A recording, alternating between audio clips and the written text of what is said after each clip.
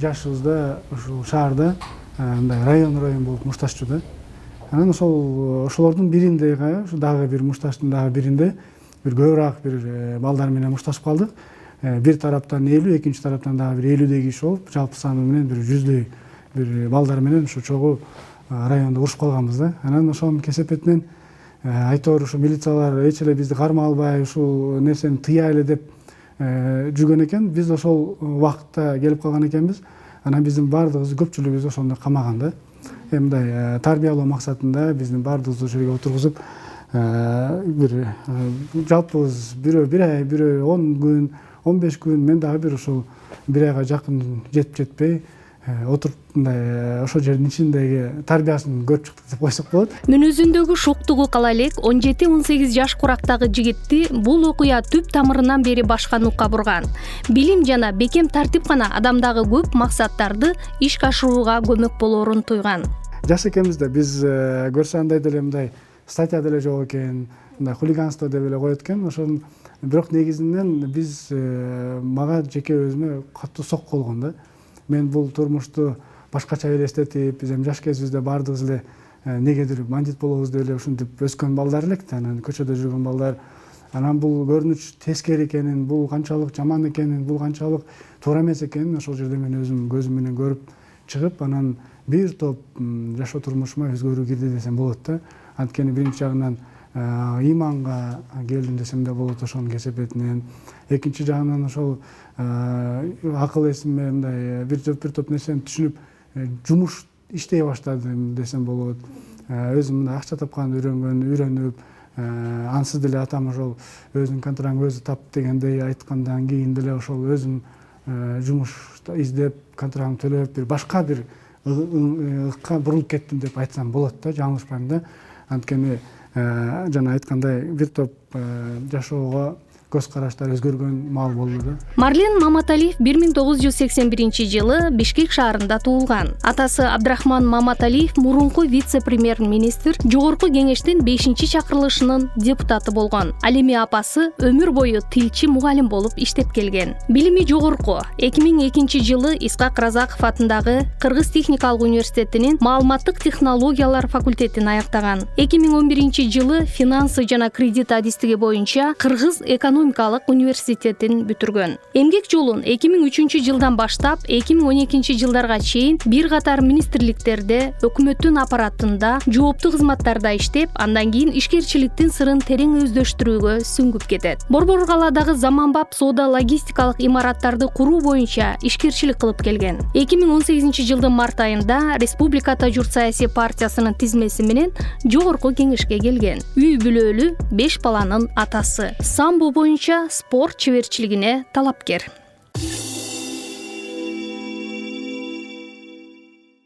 Марлен мырза, негизи мамлекеттик кызматта жүрүп, анан бизнеске аралаштыңыз, кийин саясатка келдиңиз да.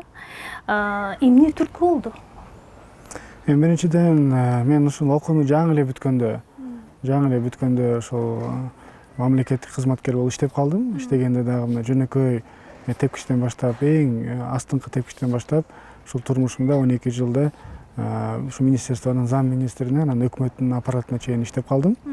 Андан кийин эле ошол бизнеске кете турган шарт болуп калды. Эмнеге дегенде, атам ошол убакта ал дагы ошол вице-премьер-министр болуп калды да. Эми биз Кыргызстан тарыхыбызда көп эле мындай нерсени көрбөдүкпү. Анан атасы иштеп атса, анан баласы дагы бир ошол исполнительный, мындайча айтканда, исполнительный властьта чогуу иштеп калганыбыз бул туура эмес болот эле. Ошого байланыштуу мен ошол убакта чечим кабыл алгам, ушу мен бизнес жакта туруп турайын депчи. Анан атам Кудай бурса иштеди, иштегенден кийин гана мен анан өзүм дагы саясатка аттандым да, мындай айткандачы. Чындыгында өзүңүз учкай белгилегендей, ошол көпчүлүк айтып жүрүшөт, баягы атаңыздын мамлекеттик кызматта иштеп жүргөндүгүнүн бир таасири, мүмкүн жардамы болдубу, же аны жокко чыгарасызбы? Негизи атам кичинейимден баштап эле ушундай тарбиялаган, өз алдынча болсун депчи, керек болсо ошол контрагымды төлөп атканда дагы өзүң иштеп, өзүң төлө деп ушундай атайын тарбиялаган да. Мен биринчиден атама ыраазычылык билдирем албетте. Анан атам өзүнүн түздөн түз вазифасын аткарып, үйлөп, жайгаштырып, анан кийин ушул жумушка киргенде айткан, балам, мындан ары сенин турмушуң өзүнчө деп айткан. Ошодон баштап эле мен өз жолумду өзүм аныктап аракет кылып келатам. Албетте ата деген ата анча мынча мындай барып кеңеш этип турган сөздөр болуп калат, сурай турган чечимдер болуп калат. Ошолорду мынча кеңеш катарында эле сурайм. Негизинен атам менин бир кандайдыр бир ушул саясатка келишимдин же саясат жолун тандоошун же кандайдыр бир партия менен болобу же өзүнчө бир жумуштарга барамбы, аларга мына эч киришкен эмес дагы, эч таасири дагы болгон эмес, же мындайча айтканда түз суроого мындай өз алып барып өз койгон эмес да, мындайча айткандачы. Андайга өзү да жол бербейт, мен дагы андайга мындай жол бербейт элем да. Каарманыбыз өзүнүн саясатка келишин деле кокустук катары көрбөйт. Анткени бир жылдай Ар намыс партиясынын уюштуруу иштерин жетектеп, кийин партиянын жогорку кеңештеги депутаттык фракциясынын бөлүм башчысы да болуп иштеп, саясатка болгон кызыгуусу арта баштаган. Дээриндеги дилгирлик менен тактыкты айкалыштырган, жаңылык киргизүүгө ынтызар, мүнөзү жөнөкөй жигит, ошентип саясатчы Өмүрбек Бабановдун көзүнө түшүп калат. Ал дароо бирге иштешүү сунушун киргизген. Мамлекеттик кызматта иштеп жүрүп эле анан сизде саясатчы Өмүрбек Бабановдун көзүнө түшүп калган деп айтып жүрүшөт да. Сизге ал кишинин колдоосу, жардамы тийдиби? Кандайчы болуп ал киши менен мындай тагдырлаш болуп иштешип калдыңыз? Эми жеке ал боюнча айта турган болсок, ал киши 2010-жылы эле биз Ар намыс партиясы менен өтүп келгенде биз жана биринчи коалиция бузулганда, ошондо мен ушул залда жүрүп, мен анда Ар намыс секретариятынын башчысы болчу элем. Ошондо ал бир аз байкап калат меничи. Байкап калып эле анан 2010-жылы мага кел дегенде мен сиз туура түшүнүңүз, мен Ар намыстан келсем эске бара албайм деп барбай койгон болчумун да. Бирок кийин эле ал премьер-министр болуп калды. Премьер-министр болуп калганда мен ошол убакта Минэкономикада статс-секретарь болуп иштейт элем. Анан биз ошол жерде биринчилерден болуп министрликтердин арасынан ошол электрондук документ оборотду киргизип калдык. Анан ошону презентация кылганда ал премьер-министр катары келген. Келип көрүп, биздин ошо кылган жумуштарыбыздын баарын ынандап, мындай жакшы жетишкендиктерибизди белгилеп кетип, анан жакын бир жума өтпөй эле чакырып калды жумушуна. Ошол бизде өкмөткө кел, өкмөткө иштеп бер, жакшы көрсөткүчтөрүң бар экен деп мындай айтор, сенин сапаттарың мага жакты деп эле чакырган да. Анан ошол 2011-жыл болчу. 2011-жылдан баштап анан экөөбүз ошол 2018-жылга чейин, 19-жылга чейин деп айтсам жаңылышпайм, ошо чогуу бир иштеп калдык. Бир командада, бир неме партияда айтор жумуштарыбыз мындай кескин түрдө чогуу болуп жүрдү да. Бул республика партиясын тандап калышыңызга дагы түздөн түз ал кишинин таасири болгон экен да, э? Эми албетте мен ал менен өкмөттө иштеп калып, өкмөттө кылган жумуштарын көрүп, жанагы чогуу реформаларды баштаганбыз. Мына ошолорду эгер белгилеп кете турган болсок, мисалы ошол паспортты буга чейин жеке компания чыгарчу, ал 200 евродон алчу. 200 евродон. Биз келгенде биз ушуну жеке компаниядан мамлекеттик компанияга өткөзүп берип, анын баасы, азыркы баасы 200 сомго түшкөн да.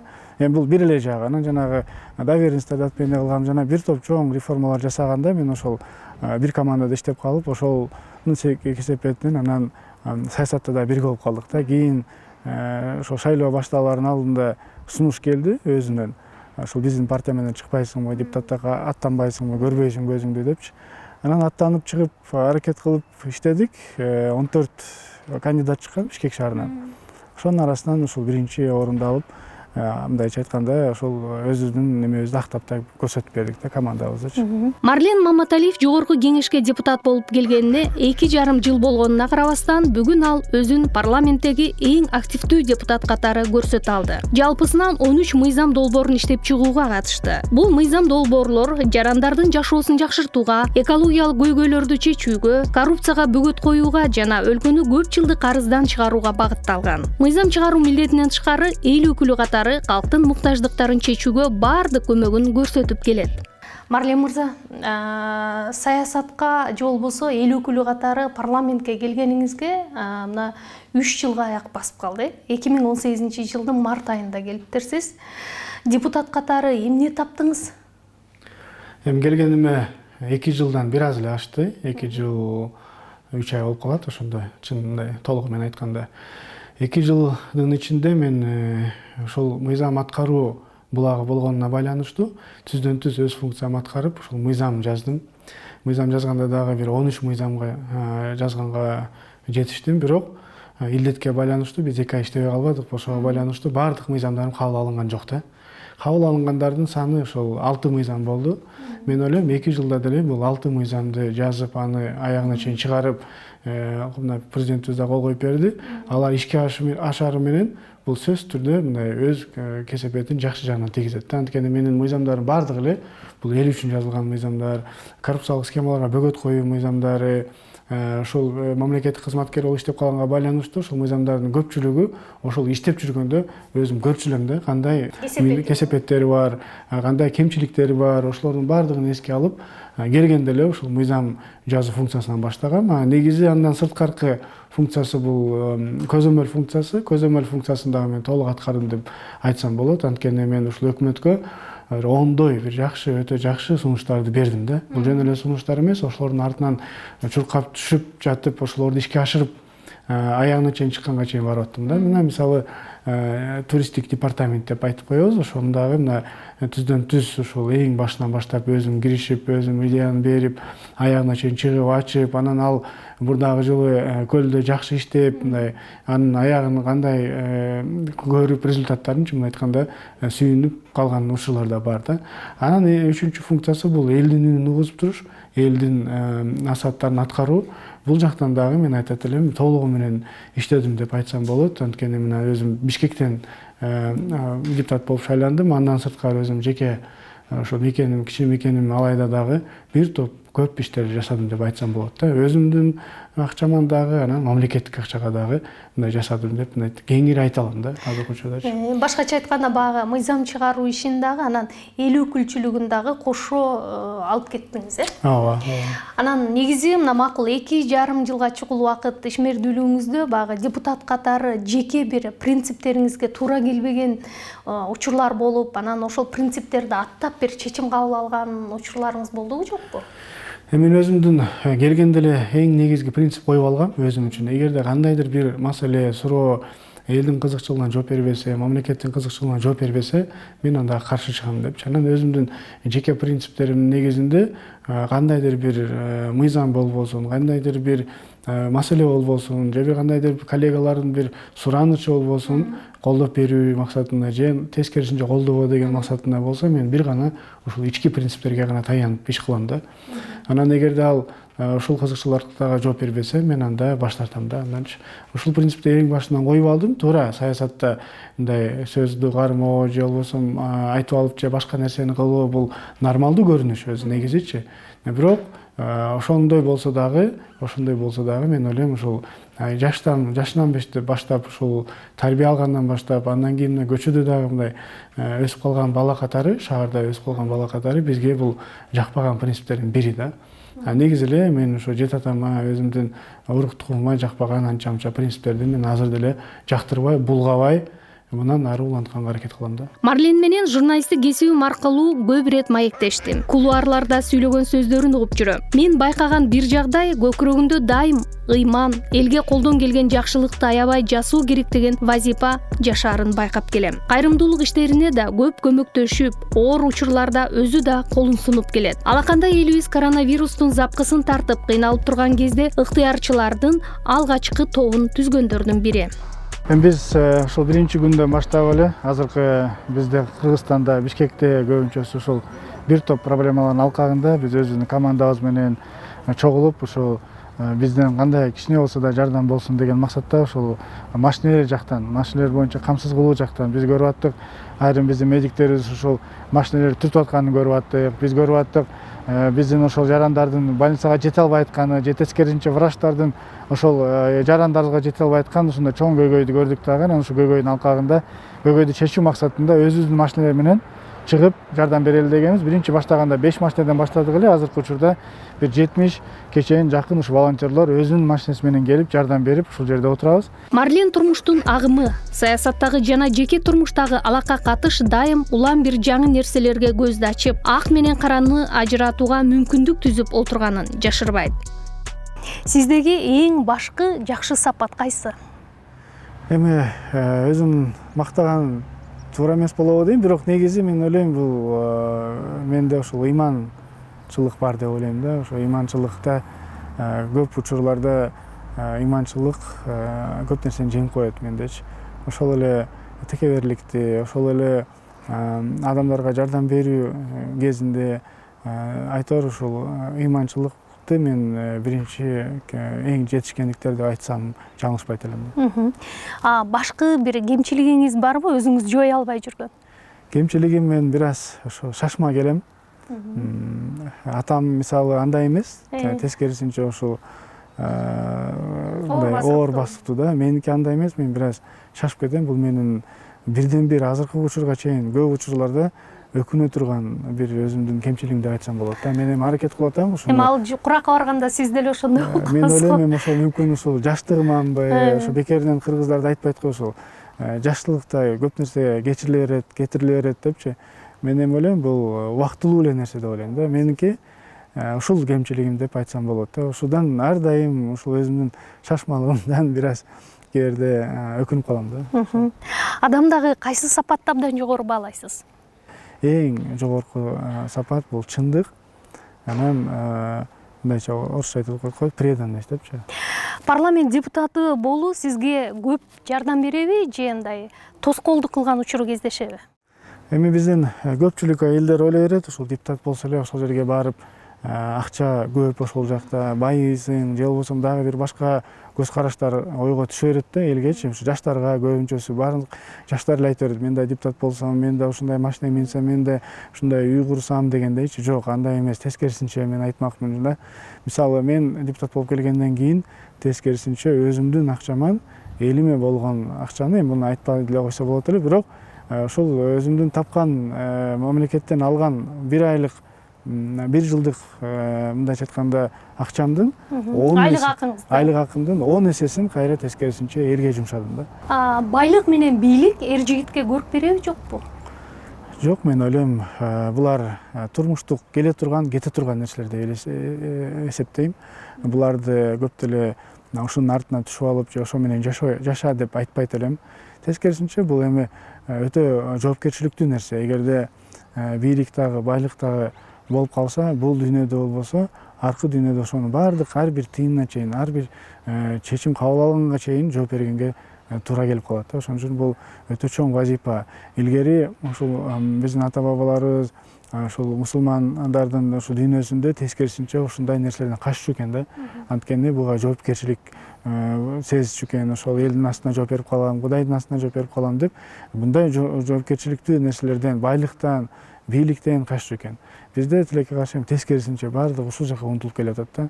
Мен ушул айтат элем, ушу жаштарыбызга тескерисинче будан көп деле мындай алыс болуп, андан көрө өзүңдүн турмушуңду, ата энеңдин жанында, үй бүлөңдүн жанында өз турмушуңду алып кетсең, будан өтөр нерсе жок деп ойлойм. Алдыда өлкөнүн келечек тагдыры үчүн маанилүү учур парламенттик шайлоо. Марлен Маматалиев учурда бир нече партиядан сунуш түшүп жатканын жана жакынкы күндөрү толук чечим кабыл алаарын айтат. Журналисттердин бүйүр кызыткан суроосун биз дагы узатып көрдүк. Эми алдыда парламенттик шайлоо, сиз болсо парламентке Республика Ата журт партиясы аркылуу депутат болуп келдиңиз эле. Азыр болсо мекеним Кыргызстан аркылуу парламентке келет деген сөздөр чыга баштады. Анан мунун чын бышыгын сиздин өзүңүздөн уксак. Эми биринчиден ошол Республика Ата журт партиясынын жетекчилерине, ошол жакта чогуу иштеген партиялаштарыма, бизди чын айтканда мындай депутат кылып ошол жерде күнү түнү иштеген балдарга, коллегаларыма ыраазычылык билдирип кетет элем да. Анткени эми жаманбы жакшыбы мен башында келе албай калсам, кийин келип калдым, бирок бир өзүмдүн кичинекей ошол жерде мындай аягына чейин чыкпай калган бир маселе калып калды. Бул мен 2015-жылы баардык ушул Бишкек шаарынан чыккан кандидаттардын арасынан эң алдыңкы орунду алып озуп келсем дагы мен заматта депутат болбой калдым да. Болбосо ошол партиянын жетекчилери мага сөз берген эле, сен алсаң добушунда сен келесиң. Керек болсо өзүмдүн мандатымды берем дегенге чейин айтылган сөздөр бар. Аягына чейин турган жоксузбу анан? Эмнеге беришкен жок деп? Эми аракеттерин кылып атышты, аларды көрүп аттык, соттошконго чейин барып аттык. Бир топ ресурстарын колдонуп атышты. Мен анын баарын көрүп аттым. Ошон үчүн ошо мындай аягына ушул бир аз таарынып калып калганда, таарыныч калып калды. Бирок негизинен эле аягына келип ошол 2 жыл болсо дагы депутат болуп отуруп калдым да. Ошого эми Кудайга биринчи кезекте миң мерте шүгүр, аягында болсо да келип калганыма. Анан экинчиден ошол ыраазычылык билдиргеним ошол, бул партия менен болсо дагы депутат болуп, өзүм ишмердүүлүгүмдү жүргүзүп, ошол элдин астында берген насааттардын баарын аткарып алганга кичине болсо да жетишип калдым деп айтат элем да. Ошондуктан бул партиянын жетекчилери менен мен түз эле, ачык эле жолугуп, ачык айтып, мен ушундай кетип атам, башка жол менен барып көрөйүн, өзүмдүн жолумда башка партиялар менен ат салышып көрөйүн деп ачык айкын айтып, ошол эле Бабановдун, Өрмектин, Токтогуштун өзүн айтып кеттим да, жөн кеткен жокмун. Башка коллегаларыма, азыркы лидер Женчароевго, Мирланга бардыгына айтып, жакшынакай болуп эле кеттим. Анан эми башка партия боюнча эми бүгүнкү күнгө чейин ушул бир топ партиялардан жакшы сунуштар келип түштү. Ошол партияларга дагы ыраазычылык билдирет элем. Бирок эми мен 2015-жылы күйүп калган катары, бир аз ошол жанагы чочулап калган жагым бар да. Ошондуктан мен булунсунда ошол партиялардын берген сунуштарын же шарттарын, алар дагы шартка байланыштуу берет да.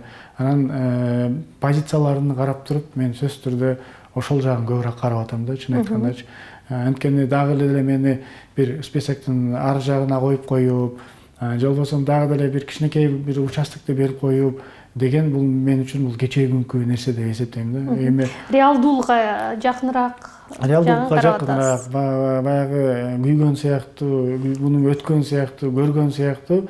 Ошондуктан мен азыркы учурда ошол сиз айтып кеткен партия Мекеним Кыргызстандан жакшы сунуштар да түшүп атат. Мен андагы четке какпайм, жакшы мен ойлогондой сунуштар түшүп атат. Ал жерде сунуш дегенде партиянын бир топ ичинде полицейдин мүчөлөрү бар.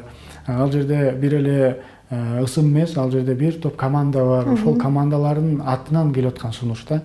Ошол жерде ошол эле азыркы лидери Мирлан Исакбекович Бакировдун сунушу келди, мисалы мага.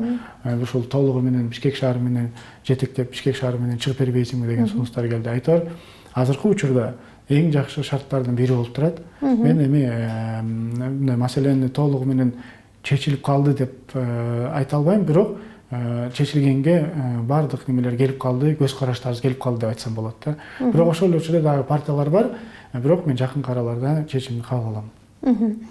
Айтыңызчы, мисалы азыр ушул партия, кимдин партиясы дегенде Раим Матраимовдун ысымы кошо айтыла калып жүрөт да. Анан бул персонанын тегерегинде деле коомчулукта пикир бирдей эмес да. Бул жагы сизди өзүңүздү ойлонуп койгон жокпу? Эми бул партиянын негиздөөчүлөрүн мен жакшы тааныйм. Ал жакта иштеп жүргөн балдарды да жакшы тааныйм. Алар мисалы өз мындай тери менен жон терisi менен иштеп таап, сезип, анан ушул региондордо өткөзүп, көптөгөн немелерге, шайлоолорго катышып келген балдар да. Бирок ошол учурда биз билебиз, ал партияны жакшы колдогон, мындайча айтканда, акелери, байкелери бар. Ошолордун арасында дагы ошол сиз айткан ошол Раим Матраимов да бар да. Анан эми бул партия бул бир жеке адамдын менчиги эмес да. Бул партия деген бул бир топ адамдардын чогулуп бир болгон группа. Мындайча айтканда, өзүнчө бир коомчулук да. Ошол группа, команда, ошол топтолгон адамдардын партиясы деп эсептейм да. Ошондуктан ошол мага да сунуш бергенде түздөн түз ошол жана айтып кеткендей Бакиров, Мирлан жана башка бир топ депутаттар эмес, коомчулукта жүргөн биздин жарандар дагы ошол сунуштарын берип атат. Анан албетте ал киши ал жерде болбойбу мен азыр айта албайм, мен билбейт экенм, катышабы, катышпайбы. Бирок эгер катышып калса, анын ыктыяры, катышпай калса деле анын ыктыяры, мен ага азыр жооп бере албайм, айта албайм да. Азыр бардыгы эле эл дагы, анан электорат өзү, анан мындай бийликте отургандардын бардыгы эле саясат менен алектенип, экономика унут калып аткан жокпу? Эми биз шайлоонун астында турганга байланыштуу албетте азыр көп нерсе саясатташтырылып кетет, дагы да күчөйт. Бара-бара шайлоого жакындаганда бул өтө катуу күчөйт да. Бирок өзүбүз көрүп атабыз, экономикабызда бир аз жакшы эмес. Илдеттен мына кече жакында эле карантин бүтүп, бирок толугу менен биз эле эмес бүткүл дүйнө күрөшүп атат. Аягына чыга албай атат эч ким.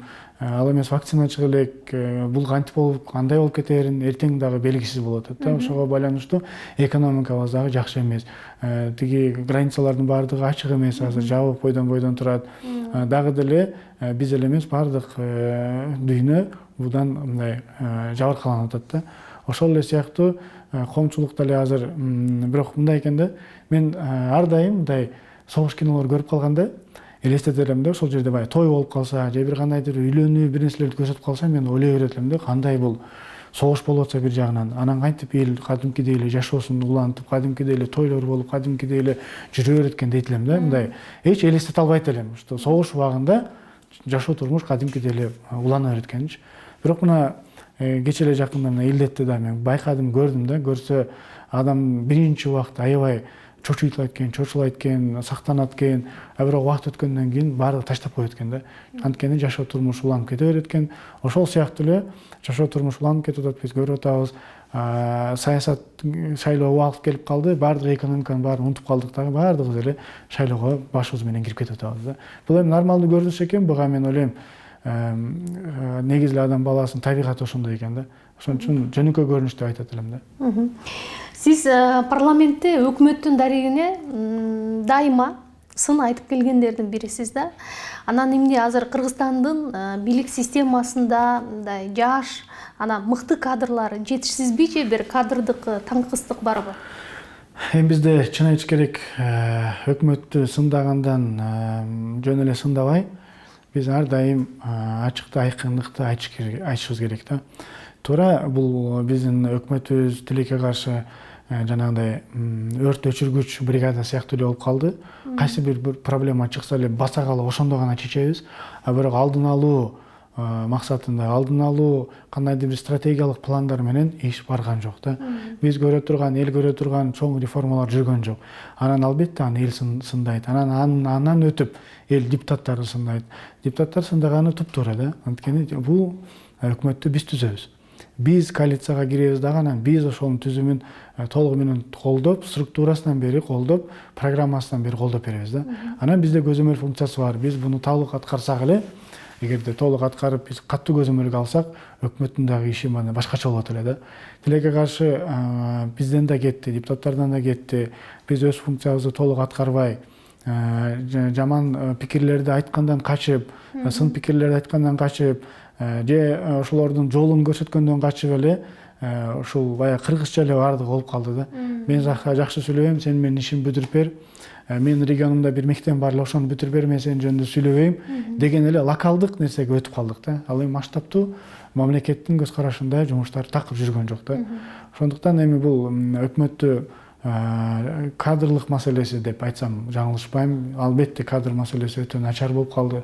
Анча мындай азыркы заманбап технологиялардын заманында, мезгилинде тез чечим кабыл ала турган нерселер жылдап чечилбей атты да. Бул сиздин оюңуз боюнча өкмөттө эле ушул система ушундай кадрдык бир жетишпестик, таңкыстык барбы же бийликтин бардык бутагында биз бүгүн ушундай чабал кадрларды көрүп атабызбы? Тилекке каршы бир гана өкмөттө эмес, бардык булагына деп айтсам жаңылышпайм. Ошол эле парламенттин өзүндө. Эгерде парламенттин өзүндө сапаттуу парламент болгондо бир дагы мындай сынды айтылбайт эле, бир дагы жаман сөз айтылбайт эле. Тескерисинче жакшы сындар айтылат эле. Анткени сапаттуу парламент, сапаттуу мыйзамдарды кабыл алып, сапаттуу өкмөттү куруп, сапаттуу жумуштарды алып баргат эле да. Ошого байланыштуу бардыгы ошол башынан баштап биздики кадрлык маселесине түздөн түз келип калды да. Ошол эле мына кетип калган Абылгазиев дагы айтып кетсе болот. Мисалы мен ал жеке өзүнө канча сын пикир айттым, канча сунуштарды киргиздим. Баарын эле макул, жакшы экен, кел кылайлы дейт дагы, ошол бойдон унутулуп калат да. Мындайча айтканда, ошол киши, ошол премьер-министр 2 жыл болуп иштеди. Мен ошол бир сапатын айтып кетет элем. Жакшы кабыл алат дагы, бирок аягына чыкпайт да, сөзүнө турбайт экен да. Эгерде ошол аягына чейин чыгып, колдогондон кийин аягына чейин колдоп, айткан сөзүнө чейин туруп, эгерде жумуштарды алып барганда, мындай дагы көрүнүш болбойт эле. Өзү дагы мына кандай болуп кеткенин көрдүк, мынтип кетпейт эле да. Бардыгы мен ойлойм ошол өзүнүн коркуп калдыбы же корккондугунанбы же өзүн мындай страховка кылып калдыбы, мен айтор билбейм. Чечимдердин бардыгы ушундай кабыл алынып атты да. Кеч калып атты, убагында кабыл алынбай атты, жакшы сунуштар четке кагылып атты. айтор ушундай нерселер баардыгы азыр келип атат. Ошол эгерде премьер-министрден баштап өзү башкача чечимдер менен келип, эми премьер-министр деген тобокелдик болбойбу ошонун баарын мойнуна алып кете турган киши да. Реформадагы бул реформа аягына чейин чыга турган реформалар болбойт. Реформалар мүмкүн жаңылышып калат. Бирок башынан баштап көбүнчөсү терс эмес, жакшы көрүнүштөргө ээ болсо алып кетиш керек болчу да. Марлен Маматалиев жогорку окуу жайынан автоматташтыруу жана техникалык системаларды башкаруу адистигине ээ болгонуна карабай, өзүн кесипкөй куруучу, архитектор болуп калдым деп тамашалайт. Анткени ишкер катары борборубуздагы бир катар өнөр жай, соода жана логистикалык борборлорду курган. Марлен мырза, анан сиздин кесибиңиз өзү курулушчу болбогон менен, бирок ушу курулуш тармагында абдан көп имараттарды кургандыгыңызды айтып жүрүшөт да. Анан кандайча байланыш болуп калды? Эми мындайча айтканда, турмуш өзү ошол алып келип койду деп айтсам жаңылышпайм. Эми мен өзүм дагы мындай кесибим автоматизация, управление деп коет. Эми биз кандай нерсе болбосун ушу автоматташтырганга, модернизациялаганга камтылган ушундай кесип экен да. Анан курулуш деле мындай жаңылык болгон жок. Биринчи кичинекейден баштап көргөнбүз, жөнөкөй ошол атайын Фрунзе деген гипермаркеттерди тартканбыз. Анан кийин чоңураак технопарк дегендерди курдук. Анан келип ушул Айзамолду курдук. Бул ушу чоң торговый центрлердин бири болгондо да ушу жалаң кыргыздардын күчү менен курулган объект болду. Буга чейин эгерде биз кандайдыр бир сырттан алып келген жарандар менен курсак, буну 100% ушул кыргыздар өздөрү курду да. Башка мындай курулуш көп кабаттуу үйлөрдү эмнеге курган жоксуздар да? Эми анткени бул курулуштардын мындайча айтканда проектисинин баасы жөнөкөй үйлөрдүн бир 10 кургандай эле тең барабардагы мындай чоң долбоорлор да. Ошон үчүн биз чоң долбоорлордон баштап, анан бул чоң долбоорлордун өзү негизи бүтүшү, башталышы башка специфический деп коет да. Буну жөнөкөй эле куруучу келип алып буну кура албайт. Bunun özü mаңызы башка, bunun түзүлүшү башка, bunun ар бир детальдарын учитывать этиш керек. Ошон үчүн бул мындай өзүнчө специфический курулуштардын бири деп айтсам жаңылышпайм да. Ошондуктан биз башынан баштап эле ушул жакка көбүрөөк көңүл бурулуп калганга байланыштуу биз жөнөкөй үйлөрдү курбайбыз. Биз ошол ушундай командабыз менен чогуу ушундай торговый центрлерди курабыз да. Мен эми депутат болгондон кийин курганга уруксат мындай берилбейт, анткени мен саясатчы болгондон кийин бизнестин баардыгын мен досторум өткөзүп бергем. Бирок ошол эле учурда мен баардыгын карап, балдарды кандай кылып атат, туура кылып атабы, туура кылбай атабы, партнерлор баары менен чогуу сүйлөшүп, кеңештерин берип турам да. Ошол акыркы курулуштардын дагы бири ушул ЦУМ болду. ЦУМду ал жерде дагы ошол жетекчиси дагы мен досум. Анан биздин ошол досторубуздун компаниябыз, чогуу алган компаниябыз курганга байланыштуу мен ал жерде дагы өзүмдүн кеңештерин берип аттым, айтып берип аттым, кайсы жерде кандай кемчиликтер болуп атканын. Айтор ушул сферада иштеп калган мындай чогуу келаткан командабыз болуп калды да. Бул менче сиз үчүн аябай кызыктуу болсо керек да, мындай алган кесибиңизден кийинки бул дагы экинчи кесиптин ээси болгондой эле болуп калды го дейм. Туура, бул өзүнчө бир чоң тармак экен. Бул жерде кандай гана күндөрдү өткөзгөн жокпуз. Биз ушул эле мына Айзамолду кыска бир жыл мөөнөттө куруп бүттүк да. Өтө чоң объектти бир жыл мөөнөттө курган, бул өтө татаал болуп чыкты биз үчүн. Анан сиз айткандай бир экинчи кесипке дагы ээ каалайсызбы, каалабайсызбы, ээ болуп калат экенсиз. Анткени ичинде жүрүп, көрүп, ошол проекттер буга чейин окуй албасаң, азыр академикеде эле окуп калгам. Эгерде ошол жерде кээ учурларда чын айтайын, анча-мынча прорабтар менен мындай спорлошуп, алардын лицензиясын утуп чейин барганбыз. Эми мындай адамдын өзүнөн экен да, эгерде киришип, жакшы баардыгын изучать этип, башы менен кирип ушуну курсаңыз, жакшы бир өзүнчө бир адискеге дагы ээ болуп калат экенсиз да. Бул ушундай дагы нерселер, күндөр башыбыздан өттү. Марлен Бишкек шаарында төрөлүп чоңойду. Бала кезинде Бишкектеги үйүнүн жанында Илбирс деп аталган машыктыруучу спорттук жай болгон. Мына ушул чакан спорттук зал Марлендин спортко болгон сүйүүсүн ойготуп, самбо менен профессионалдык деңгээлде машыгууга өткөн. Эгерде убагында олуттуу караганымда, мүмкүн машыктыруучу дагы болуп калат белем деген оюн айтат. Анткени менен Марлен спорт менен такай машыгып келет. Бул үстүндө биз жумуш кылабыз, кайра эле кечине келип, ушул залга келип кечине машыгабыз. Анан бул атайын деле курулган эмес, бирок балдар үчүн атайын курулган. Эми биз баардыгы бир жерде болсун деген принцип менен кылдык да, мындай убакытты да үнөмдөө максатында. Анан башка жакта зал болсо, ошол жака барбай коюшу мүмкүн балдар. Атак астында эле болгонго байланыштуу жумуш иштеп, кайра ылдый чогуу түшүп эле, анан чогуу машыгып, балдарга шарт түзүп бергем да. Эми ошол балдар жөн эле иштей бербей, бир команда болгондон кийин жүрө бербей, биз ошол параллельно ошо машыгып дагы ушундай көрөлү дегенбиз да. Эми мен өзүм жеке убактым болгонго байланыштуу бир жумада бир эле кылам. Бирок балдар активдүү, бир жумада 3 жолу ушул залга түшүп машыгып турушат да. Эми убактка байланыштуу деп айтсам болот. Анан негизи эле биздин дагы ушул спортко болгон салымыбыз деп айтсак болот. Ошол көпчүлүк балдарды бекер ушул жерде машыктырабыз. Бир гана өзүбүздүн балдарга эмес, ушул колунда жок, же болбосо муктаж болгон балдарды биз эми ирети менен өзү билебиз да. Ошолорго мындай мүмкүнчүлүк түзүп, алар дагы ушул жерде машыкканга шарт түзүп бергенбиз да. Спорт бул бир гана турмушта эмес же саясатта эмес, бул негизи эле адам баласынын көп нерселерге үйрөтөт да. Мисалы мага спорт эч качан утулбай аракет кылгы дегенге үйрөткөн. Ушундай жолдомо болгон. Мен кичинекейимден баштап ушул 10 жашыман баштап ушул спорт менен машыгам. Ошол самбо немесинде дагы көп жетишкендиктерге жетишкем. Ошол чемпионда болгон орто жолдордо. Бирок бул эмнени билдирет? Ушул спортто катышып атканда жеңилесиң, утуласың, бирок максатыңа жетишиң керек да. Анан кичине жыгылып калсаң да кайра туруп, эч качан аягына чейин барганга бере турган ушундай спорттун жакшы жагы ошол болгон да. Мен үчүн жеке турмуш үчүн ушул нерсени мен камтып калдым өзүмчү. Спортто дагы бул жакшы нерсеси баягы дос балдар менен көчөдө жүрбөй, көп убакытты ушундай залдарда кетирип, пайдалуу, өзүңдүн ден соолугуна да пайдалуу, анан характер вырабатывать этилет деп айтсам болот да. Ушул бизде ар дайым агай айтчу эле, жыгылдыңбы, коркпо, тур, аягына чейин күрөш, турмушуңда дагы ошондой эле жол менен кетесиң деген. Кийин ойлонуп келсем, чындап эле ошондой экен да. Ошол бизде стержень катары өзүбүздүн жүрөгүбүздө калган нерсе, характерибизде калган нерсе да. Эл өкүлү болгуча 12 жыл мамлекеттик кызматта, ал эми 4 жыл бизнесте жүргөн парламент депутаты саясатка аралашканы үй бүлөсү үчүн убактысы аз болуп калганын жашырбайт. Жубайы Мээрим экөө ал мунчоктой 4 кыз, 1 уулду тарбиялап келишет. Марлен мырза, негизи 4 кызыңыз бар экен, Кудайдын кулагы сүйүнсүн, уулду болупсуз. Анан кыздарга тарбия бериш оорураак болот бекен, мындай өзгөчөлүгү кандай болот экен? Эми кыздар назик болот экен да өзү негизичи. Анан кыздарды мындай же катуу уруша албай, катуу сүйлөй албай, бир аз эле урушуп койсоңуз мындай таарынчаак болот экен. Эми кыз киши назик болот деген ошол турбайбы? Анан балага караганда албетте азыр балам деле бирок бир аз чоңой элек. Эми бирок биз бүт балдар болуп өсүп калганбыз. Бизде жалгыз бир кыз болчу. Анан бизди тарбия башкача болгон да. Мага караганда эми кыздардыкы такыр эле бир мындай башкача болот экен да. Анан албетте 4 кыз болгондон кийин төртөөнүн тең көзүң карап калат экен, төртөөнүн тең кичинекейинен баштап өзүнүн характери чыгып калат. Анан булардын ой пикирлери башкача болот экен. Анан кыз деген кыз баары бир кандайдыр бир ортодо мындай айырма болот экен да, чоң элечи, чоң эле.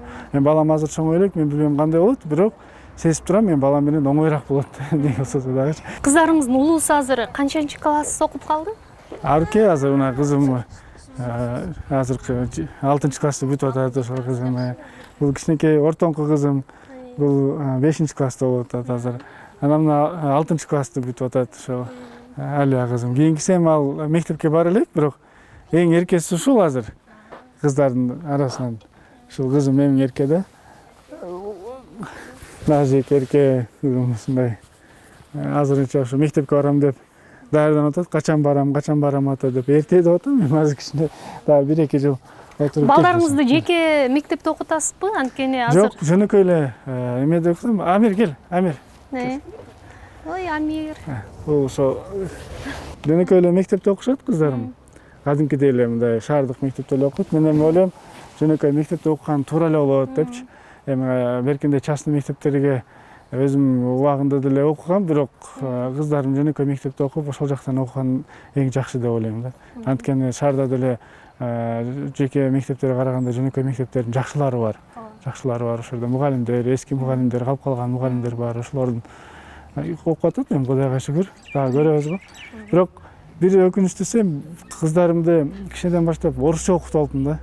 Азыр ушул кыргызчага кайра направленияны өзгөртүп окутайын деп атам, анткени кыргызча бир аз унутулуп калат да. Баламдыгы кичинесинен баштап эле, азыртан баштап эле кыргызча сүйлөп атам. Бул мен ушундай кичине кетирип койгон ошибкам деп койсом болот. Бирок өзүнүн учурунда сезип алган жакшы да, туура? Ошондой экен. Анан балдар бат эле чоңоет, тим более мен эртең менен кеткенде булар уктайт, кечинде келгенде кайра эле уктайт, булар көп деле мындай көрбөйсүз да. Ошону дем алыш күндөрү эле көрүп калбасаң, анан байкап калдым да, кийинчерээк байкап калдым. Көрсө булар менен бардыгы үйдө булар орусча сүйлөсө, мектепте орусча сүйлөсө, бүт эле орусча сүйлөп калыптыр.